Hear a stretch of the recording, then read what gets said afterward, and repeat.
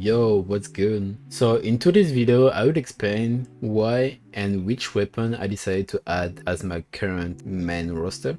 Well, before that, as you already know, I can play Splash, Zap, and Shot, but I didn't include them into my current main weapons, simply because I don't use them on a daily basis. The only time I will use them is if I'm already playing with two front lines in my team when I play competitive, and so we need a third weapon that needs to paint a bit, so I will go for these weapons, but that's only one. That's the only reason why I would go for them. Those are not my main choices. I decided to drop it simply because the main weapon, it doesn't feel good. On the long term, it absolutely doesn't feel good.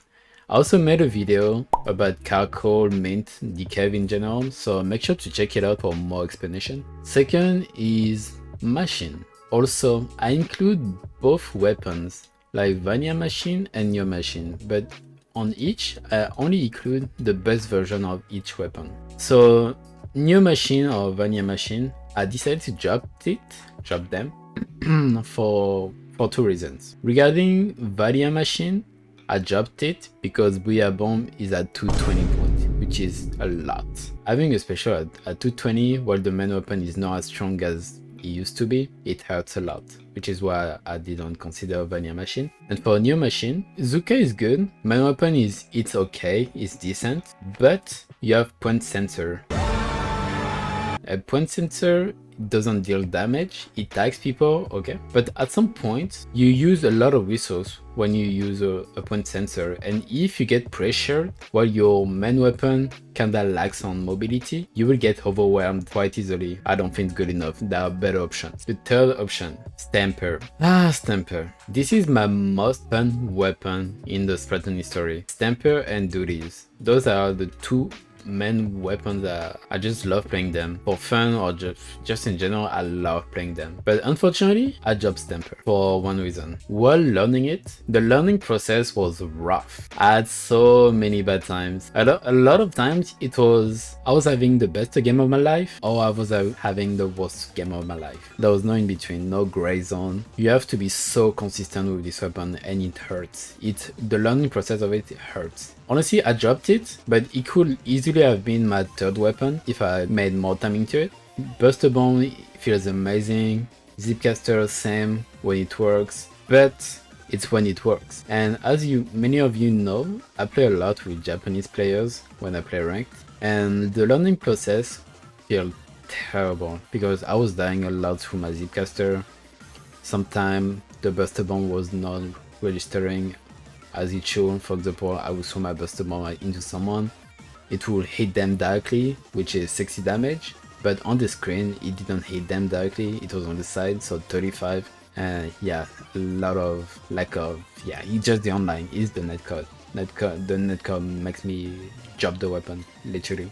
But very fun weapon. If Splatoon tournaments were mostly online, I would definitely pick it up. Like, that would definitely be my third weapon. I decided not to pick Range Blaster because despite knowing how the weapon works, I couldn't master it. I'm not a blaster player in the first place. I'm a shooter and duelist player for the most part. Splatana category is new, so I can still learn it pretty much, and I can still catch up to people, to the strongest. While with blaster players, you have a lot of things about blaster that I don't know, I don't really get it. So the learning process took a while, and I was having some terrible games. It's like Stamper, right? That sometimes I was having amazing game, and some of the times I was having terrible games. I was not consistent. I was literally not consistent enough to be playing at top level with Range Blaster. So I got destroyed a lot of times, and I decided to drop it.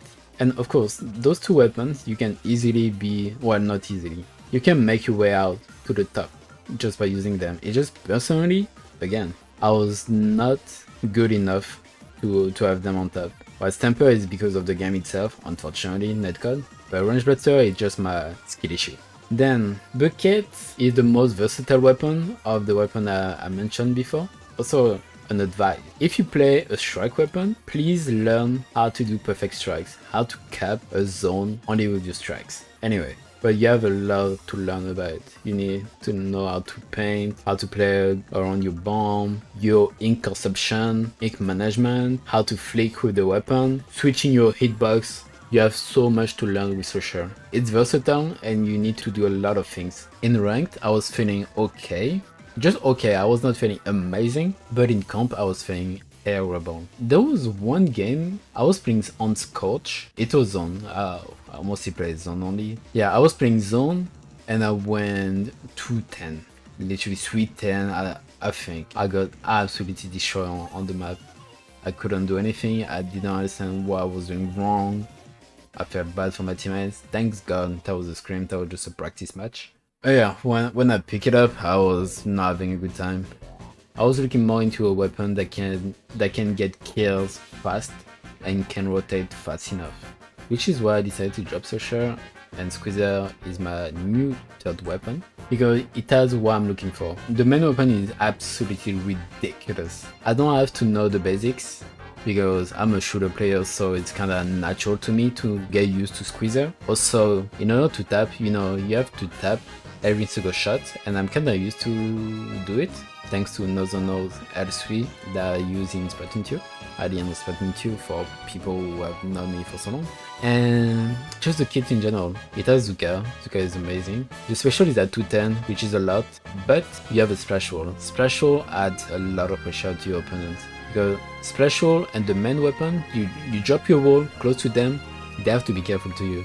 They cannot shoot you back unless they're playing a blaster and they shoot on the side, or they're playing an explosion or Slosher and they try to shoot above it, but they put themselves at risk. Because if they are too close and he's my wall and I'm right behind my wall shooting at them, they take the risk for a trade or for me to kill them.